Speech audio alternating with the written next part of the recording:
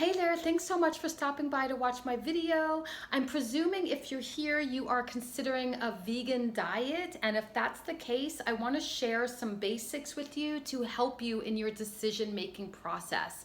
So let's dive right in. So a few things I want you to consider, and off the bat, I want to share some information with you, is that science supports that a plant-based diet is the only diet, and this is science saying this, I'm not saying this, it is the only diet proven to be able to prevent and reverse the chronic diseases that we're seeing plague society. Heart disease, obesity, type 2 diabetes, and even certain cancers. So that's one thing that I want you to know. And then another thing that's really important to know is that with a plant-based diet, there's so much diversity. And we've heard how having a diverse diet and eating a variety of foods is really important for the gut microbiome. And it's really hard to do that if you are like a steak and potatoes type of gal or guy, chicken and broccoli. There's not a lot of diversity with a diet that is heavy in animal protein. But a plant-based diet, you have beans, you have nuts, you have grains, you have fruits, you have veg, you have all these herbs, you have so many, different varieties of even a potato, an apple. I mean, how many varieties of an apple are there? So another benefit of a plant-based diet is you are helping out the environment. Eating animals comes with a high cost, right? The methane gases, the greenhouse gas emissions, the pollution to our soil, erosion and our air and our water and deforestation. I mean, there's so much that is involved in growing cattle and chickens for food is beyond even, it's just kind of unbelievable. There are benefits to, even cutting your meat consumption a few days a week. So there are the health benefits and there are the benefits to our environment, which, contribute to our health because we are all connected. If our planet is sick, then we're sick, okay? So there's that.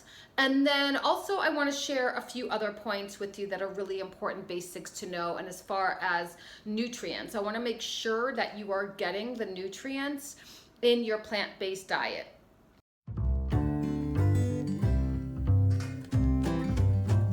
So first of all, let's talk about protein because I know that's a big one for everyone. Like, how much protein? Am I getting protein? Well, plants and plant-based foods have enormous amounts of protein, and some of them are even complete proteins, like an egg. An egg is a complete protein. What is a complete protein? It means that it contains the 9 amino acids that your body needs as building blocks to create protein in your body. These 9 amino acids. So you got an egg, that's a complete protein. But over here, if you're gonna go vegan or you're more plant-based, you have quinoa, a complete protein. One serving of quinoa, 1 cup of quinoa is 8 grams of protein. An egg is 7 grams. Almonds, 1 ounce of almonds is 6 grams of protein. 1 cup of cooked oatmeal, 6 grams of protein. An ounce of walnuts, 4 grams of protein. A sweet potato, a little over 2 grams of protein. And how much protein do you need? To keep it simple, if you are someone that's not an athlete, you don't work out all the time, you walk your dog, you do some light exercise, think of 0.36 grams multiplied by your body weight. So take that number and that's the amount in grams that you need in protein. So you're 135 pounds, maybe that's 48 grams of protein. Between your oatmeal, your quinoa, beans and rice combined, that's also a complete protein. Hemp seeds are a complete protein. When you add that all up throughout the day, your oatmeal, your broccoli has enormous protein, peas have protein, again, your nuts have protein.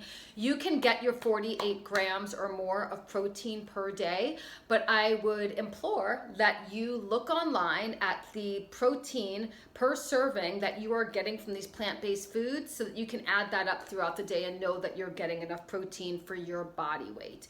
And if you're working out on a regular basis and you need more protein, go ahead and look up how much protein you need per pound of body weight and make sure that you're getting that.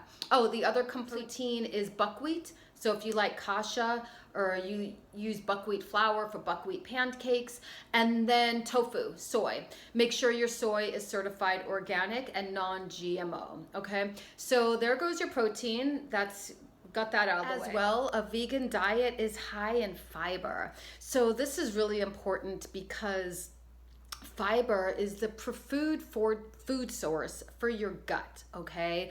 It's the preferred food. I mean, that's what your gut wants, and you're not going to get that from eating a diet that is heavy in animal products. And the reason why fiber is so important is because it supports like a healthy microbiome. It creates the short chain fatty acids that you need to strengthen your gut lining. So if you have leaky gut, you know, and you want to better absorb the nutrients in your food, you want a strong, healthy lining. And as well, those short chain fatty acids are there to connect with your brain, that gut-brain axis, that communication that is necessary for a healthy body, healthy functioning. That is where this fiber comes into play, and you're going to get that fiber from these fruits, vegetables, and grains. And as well, fiber is really important because it keeps you full longer. It's sustained nutrition, so it's adding fuel and sustenance throughout your long day, and filling you up, filling your belly. You're less hungry all the time. You're snacking less. You're able to like curb your cravings because you have this sustenance.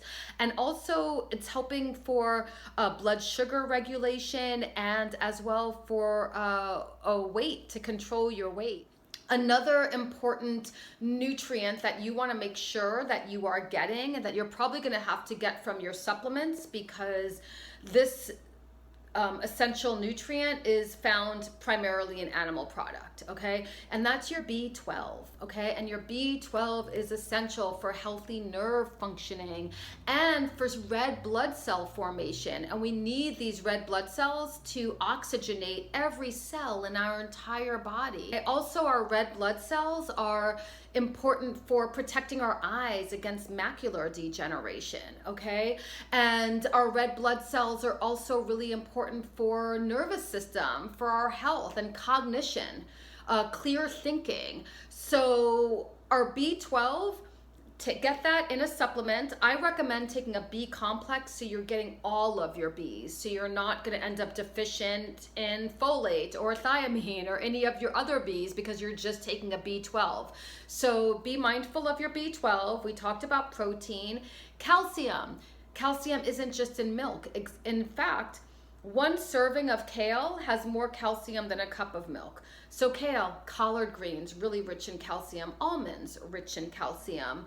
What are some other calcium sources? Oh, I love oat straw tea. It's really beautiful, and it doesn't really have much of a flavor, which is really interesting. But you could supplement with oat straw tea. Nettle tea is another great source of calcium. Did I mention almonds? So get your calcium there. Your dark leafy greens, Swiss chard, you're definitely going to get your calcium from those nutrients, from those foods. Okay. What is our other is essential fatty acids, and especially your DHA, your omega-3. Okay. So that is primarily kind of like your B12 animal. You're going to get that from your animal foods. Well, you can also get it from flax seeds, okay? And you can put those flax seeds, if you toast them like I like to do in a little skillet. Don't walk away from the skillet because they'll burn fast. Keep your eye on that. And then you take those toasted flax seeds and you put them on top of that oatmeal, 6 grams of oatmeal in a cup of oatmeal. Now you have your flax seeds for your omega-3. Chia seeds, another great source of protein, and your DHA, so your omega-3s. Okay, so your essential fatty acids are really important, and the research shows this, it proves this, it supports this, how essential fatty acids are, a deficiency in them contributes to mental health disorders, psychological disorders, bipolar disorder, attention deficit disorder, depression. So, and they're also seeing a link in Alzheimer's, because they're studying the brain after people have passed with Alzheimer's. They're studying their brain and looking for deficiencies in these essential fatty acids, and especially DHA. DHA is also really important if you're pregnant, for healthy fetus formation and brain formation. So you want to make sure, if you are thinking of a plant-based diet and you are moving in that direction and you're thinking of having a baby, you want to do your research. You want to make sure that you are getting your omega-3s.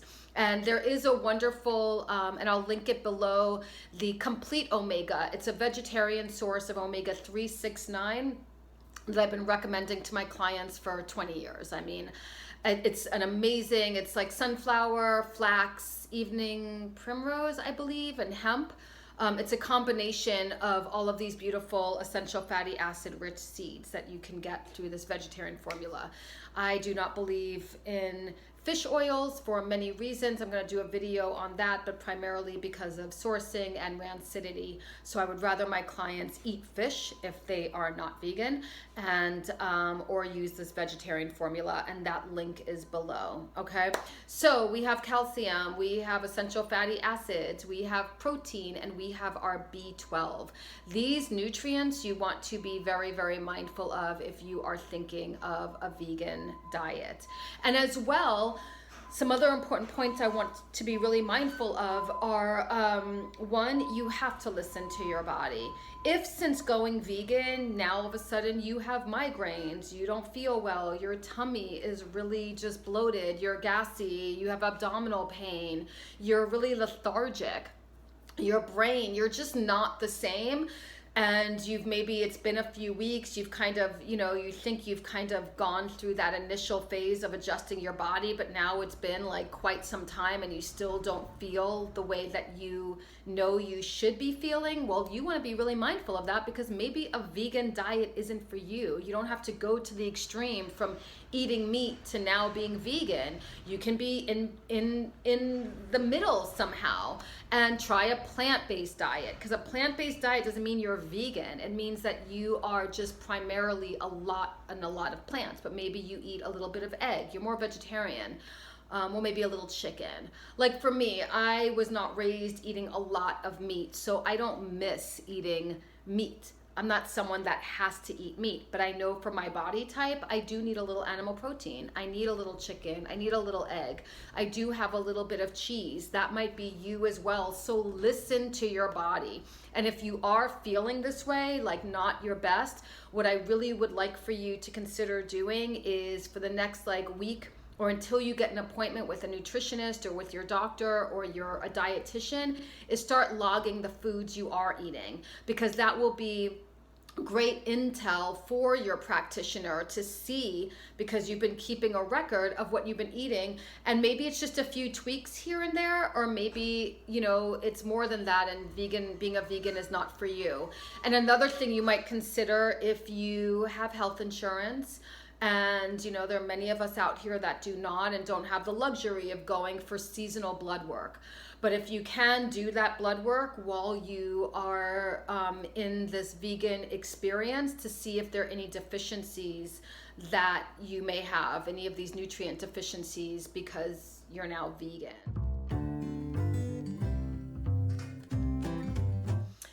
Another really important point to mention is to not get caught up in all of these processed, packaged vegan foods, because they are just as unhealthy and filled with the additives, the hidden sugars, the fillers, the thickeners, the emulsifiers, all of these just additives that are in your conventional processed foods that you're like, I would never eat that, but you're eating it in these packaged foods over here that are vegan foods. And there's one very popular brand, I'm not going to name it on camera, but it's very popular. They make all kinds of vegan frozen pizzas and frozen lasagnas and all this, that, and the other. When you look at the ingredients of that, if you are eating that every single day, oh, no, you may as well be over here eating McDonald's. And I'm not kidding. You want to cook your own food, whether you are vegan, whether you are plant-based, vegetarian, you do eat meat with a lot of veg, please start cooking your own food. And if you don't know how, you're here on YouTube. I mean, there are so many videos that you can learn how to cook, like the easiest, simplest plant-based recipe. Mindful of those foods out there. Don't get caught up. Just because something is vegan or gluten-free out there doesn't mean it's healthier. If it's packaged, you have to be very mindful and you have to flip it over, and you really want to read those ingredients, okay? So we touched on protein, we touched on calcium, we touched on B12, we touched on, and iron. Iron, we forgot iron. Spinach, a lot of your greens, Swiss chard, your iron. Where else are we getting iron? I feel like there's a nut. Oh, lentils for iron. So do a little list, an online research, iron. What plant-based foods have iron? Calcium, what plant-based foods have calcium? And have that list as you're going through in your beginning stages to make sure that you are getting these nutrients and the protein, okay?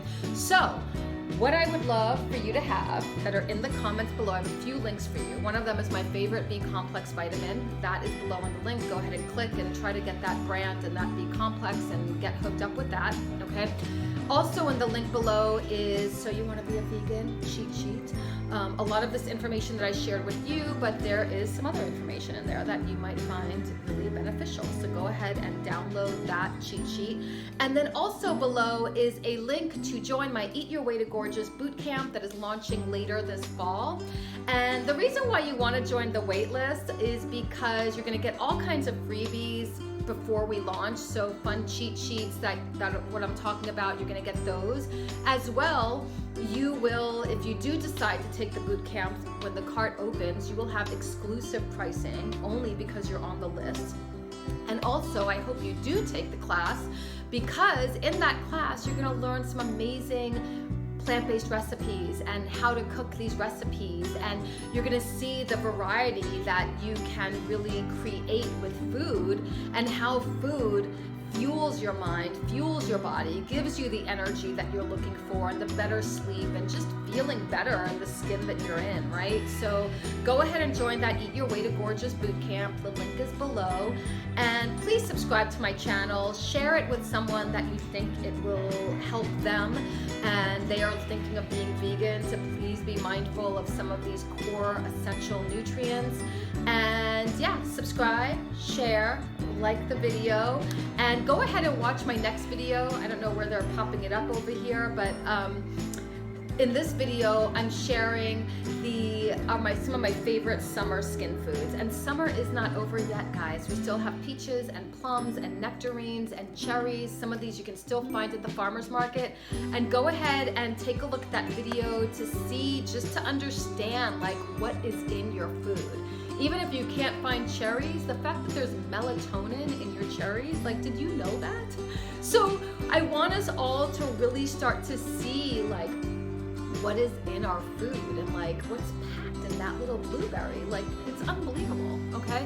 So thanks so much for stopping by to watch my video, and I'll see you next time, and yeah, have a great day.